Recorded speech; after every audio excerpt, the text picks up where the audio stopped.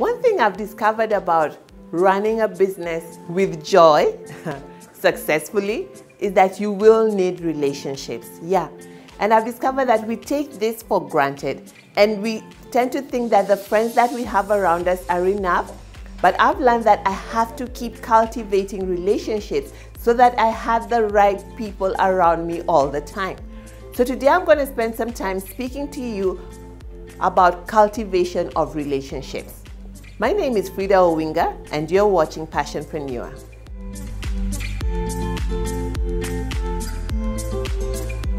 Cultivation of relationships. When you hear the word cultivation, what comes to mind? Especially if you grew up in a farm. When you think of cultivation, you think of going to the farm, you think of having a piece of land and what kind of fruit, what kind of harvest do I want out of this land?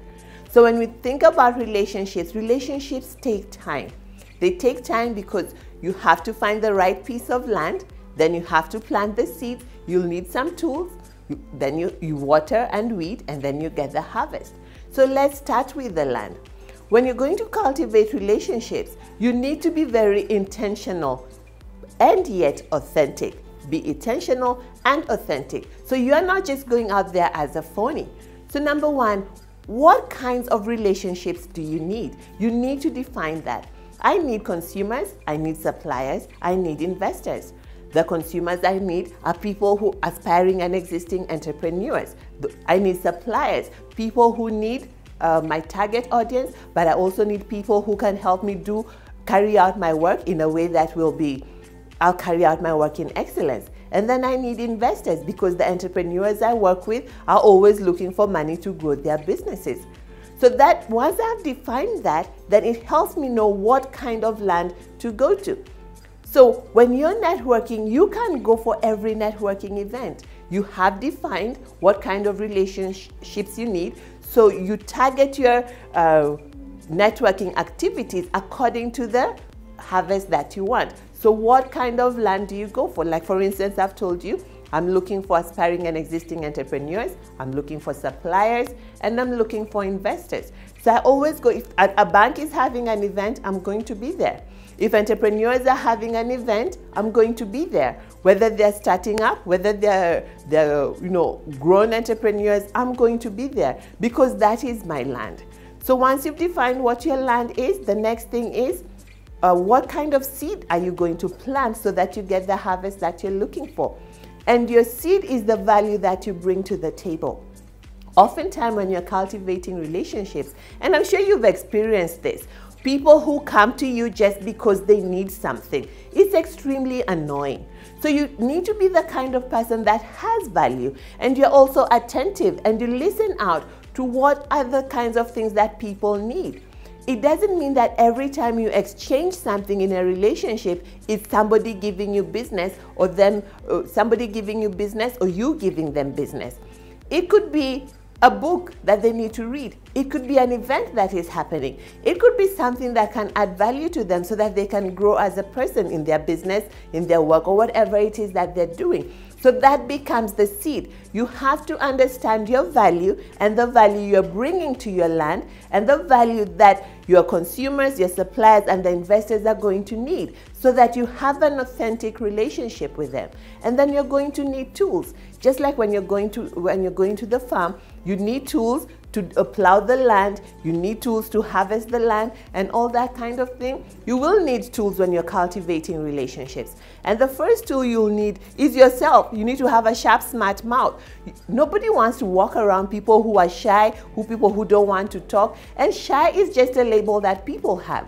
You can learn to speak around people. There are lots of books that you can read out there about becoming a people person, about having small talk. Those are things that you must acquire. And reading an hour every day can also help you expand your topics for small talk.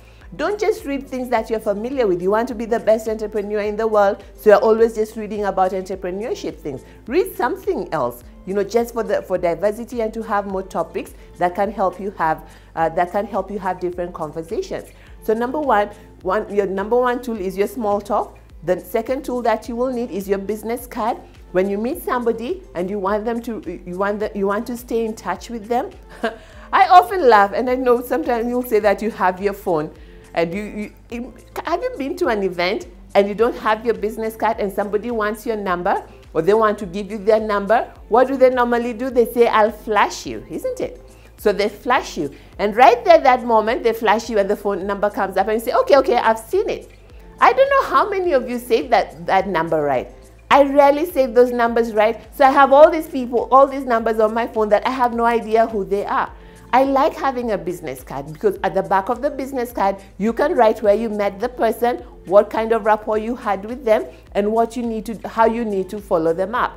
So you will need business cards. The other thing you will need is a good website or some social media presence. Right now, when people find you and they find you of interest, the first thing they do is they Google you. Google yourself. Find out what comes up, okay? So you need to be sure that what you're doing on social media is stuff you'll be happy if it comes up if somebody Googles you. So I recommend having a website more than having brochures, because when you have a website, you can easily change it. Especially if you have a web developer who is nice to show you how to do it by yourself. As opposed to carrying all these papers, you'll give people papers. The minute you leave the room, you'll see them all strewn across the room. And that's expensive. You're wasting money, you're killing trees. But a website is always there, and you can change it as your business evolves. You can also evolve with it. So you need your small talk, you need your business card, you need your website and social media spaces. You can have a nice cool page where you keep giving people value. So when you're on social media, remember, it's just like being on land. You know how nice you are to people, how you want to be remembered. Let people remember you like that also on social media. So it's very important to be authentic when you're cultivating relationships. Let people know you for who you are. Become the kind of person you would like to meet. Become the kind of person that you would like to interact with. So those are some tools that you can have. And then you start waiting for the harvest. But before the harvest comes, you have to water and pull out the weeds. Watering is the value that you keep adding. Be willing to add value before you collect any value. That is watering. Every time you find an interesting piece of information and you send to somebody who you're cultivating a relationship with, you're watering. I assure you, on this journey of cultivating relationship, you will meet lots of weeds. But don't drain your energy on the weeds. Focus your energy on the good stock. Keep watering it so that it grows. When you pull out the weeds, don't burn bridges. I always say don't burn bridges, because you don't know when you will meet this person or where you will meet them next. So end relationships well. You can stop talking with somebody, but if you meet them on the street, you still greet them. You have weeded them out. You don't have to call them every day. You don't have to visit them and have tea with them if they're adding negative energy into your life. You can just, I always say, put them there as a placeholder. Their time will come. But you need to weed them out so you are not spending too much time with them. So there you have it. It's important that you cultivate relationships. You can't afford to say you're shy. You can't afford to say that you're not a people person. You need relationships to thrive when doing your business. Thank you so much for watching. This is Frida Owinga, and you've been watching PassionPreneur, where we help you build a thriving business.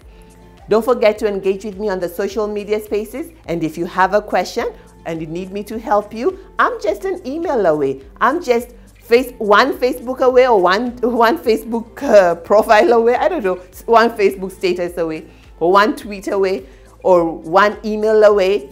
I'm very easy to find. So you can find me and ask your question. And I enjoy doing this. I answer every email, every Facebook post, and every tweet that I get. So you'll be happy to answer. It will be great. I'll be happy to answer your question. Thank you so much for watching. This is Frida, and you're watching PassionPreneur.